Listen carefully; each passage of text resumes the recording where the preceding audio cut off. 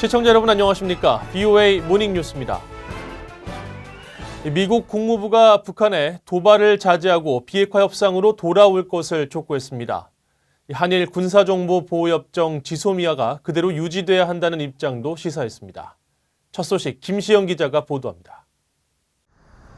미국 국무부가 북한의 협상 복귀를 촉구하면서 한동안 꺼내지 않던 도발 자제 메시지를 내놨습니다. 국무부 대변인실 관계자는 18일 북한이 핵미사일 시험 유예를 깨고 향상된 역량을 시험할 수 있다는 일각의 관측에 동의하느냐는 VOA의 질문에 북한은 도발을 자제하고 유엔 안보리 결의에 따른 의무를 준수하며 완전한 비핵화를 달성하는 데 있어 그들의 역할을 하기 위해 지속적이고 실질적인 협상으로 돌아오길 촉구한다고 답했습니다. 앞서 테런스 오셔너시 미국 북부사령관 겸 북미 항공우주방위사령관은 지난 13일 상원 군사위 청문회에 제출한 서면 답변에서 최근 북한의 엔진 시험은 과거보다 훨씬 개량된 ICBM을 시험 발사할 준비가 돼 있음을 시사한다고 평가했습니다. 국무부가 북한에 도발 자제를 요구한 것은 지난해 10월 북한의 잠수함 발사 탄도미사일 추정 발사체 발사 직후 같은 표현을 사용한 뒤 4개월 만입니다.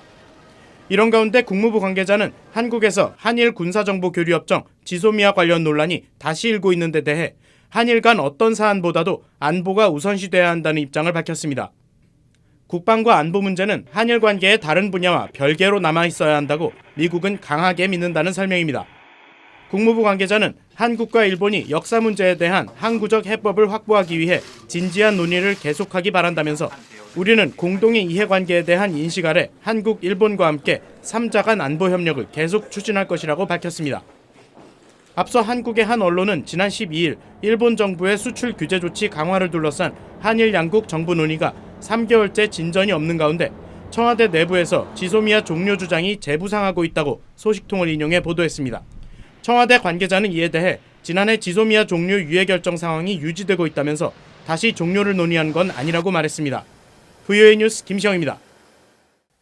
기종이 알려지지 않은 비행체가 이틀 연속 한반도 상공을 수시간 비행하는 모습이 민간 항공 추적 웹사이트 플라이트레이더 24에 포착돼 미군 정찰기의 북한 미사일 기지와 북한군 훈련 동향 등에 대한 감시 목적인지 주목됩니다.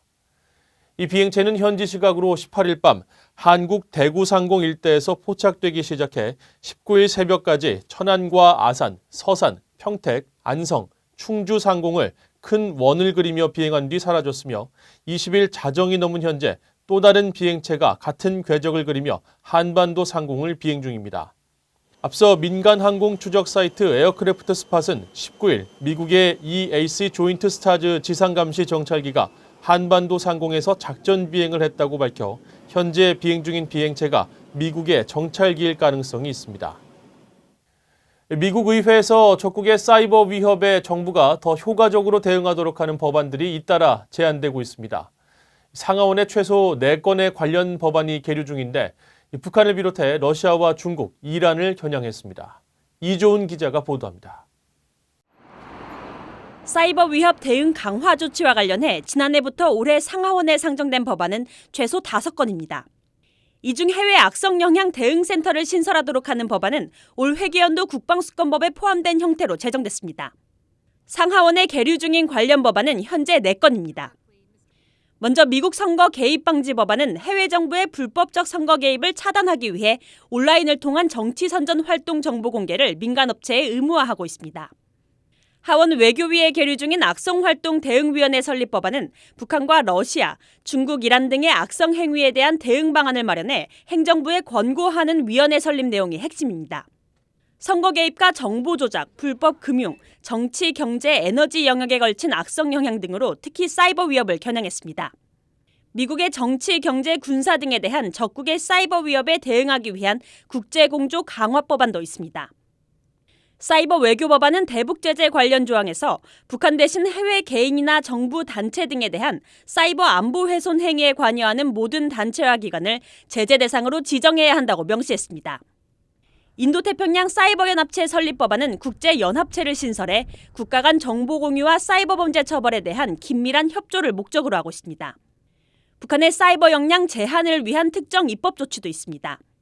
의회는 지난해 12월 의결한 국무부 예산에 북한의 악의적인 사이버 역량의 상당 부분 관여한 해외 정부에 원조를 제공할 수 없도록 했습니다. VOA 뉴스 이조은입니다. 북한 정권의 주도 아래 이루어지는 해킹이 전 세계 네트워크와 컴퓨터 시스템 보안을 지속적으로 위협하고 있으며 북한은 올해 휴대폰 등 모바일 해킹 분야에서 가장 악의적 활동을 펼칠 것이라는 보고서가 나왔습니다. 캐나다의 컴퓨터 휴대전화 제조기업 블랙베리 산하 사이버 보안업체 블랙베리 사일런스는 19일 발표한 2020 위협 전망 보고서에서 이같이 밝히고 북한은 지난해부터 애플과 윈도우 운영체제에 악성 코드를 유포하는 등 악의적 활동을 점차 늘려왔다며 2020년에도 중국, 이란 등과 함께 주요 악성 사이버 행위자로 분류될 것이라고 전망했습니다. 특히 북한이 기존 인터넷 환경보다 사람들이 더 많이 이용할 것으로 보이는 휴대전화 등 모바일 인터넷 분야 해킹에 깊은 관심을 갖고 있는 것이 여러 차례 확인됐다며 북한이 해당 분야에서 가장 활발하게 악성 영향을 미칠 것으로 보이는 만큼 보안업계의 대책이 가장 필요한 분야라고 지적했습니다. 한국에 정착한 탈북민들이 오는 4월 국회의원 선거를 앞두고 신당 창당을 추진하고 있습니다. 북한의 비핵화와 탈북민 권익 증진, 한반도 통일 시대를 준비하겠다는 기치를 내걸었는데 한국에서는 이번 총선을 앞두고 탈북민들의 정치 참여가 활발해지고 있습니다. 박형주 기자가 보도합니다. 한국에 정착한 탈북민 200여 명이 18일 서울 여의도에서 가칭 남북통일당 창당 발기인 대회를 열었습니다. 창당이 실현되면 대한민국 1호 탈북민 정당으로 기록되는데 탈북민들은 북한 민주화와 탈북민 권익 수호를 기치로 내걸었습니다. 이제는 2,300만의 북한 동포들과 탈북자들의 권익을 대변할 정치 세력이 필요하다는 것을 우리가 함께 공감을 했고 또 예고 없이 다가올 수 있는 한반도 통일 시대를 준비하겠다는 포부도 밝히면서 우리의 소원은 통일을 합창했습니다.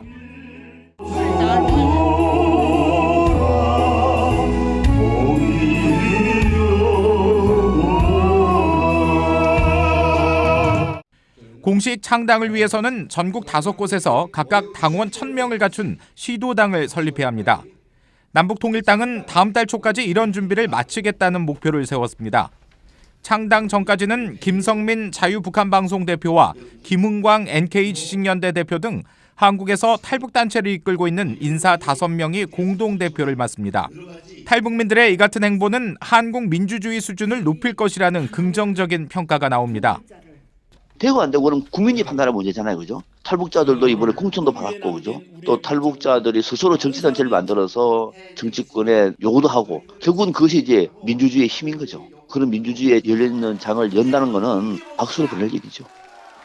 익명을 요구한 한국 정부 산하기관 관계자는 VOA에 탈북민들의 정치적 움직임이 북한 엘리트층의 신선한 충격이 될 것이라고 밝혔습니다.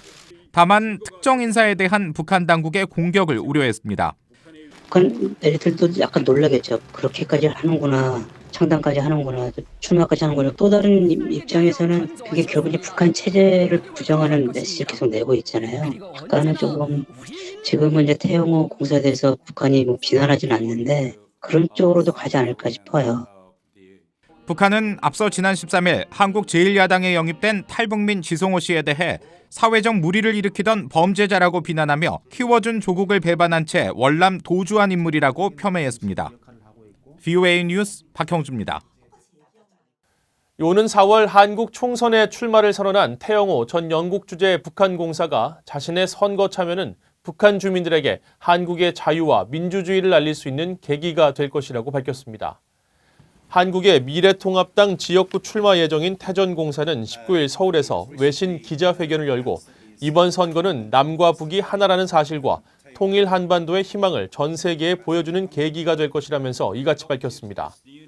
태 전 공사는 이어 자신의 출마와 당선이 가져올 북한의 변화에 주목하고 나아가 통일 한반도를 향해 한 걸음 전진하는 과정을 지켜봐달라고 말했습니다.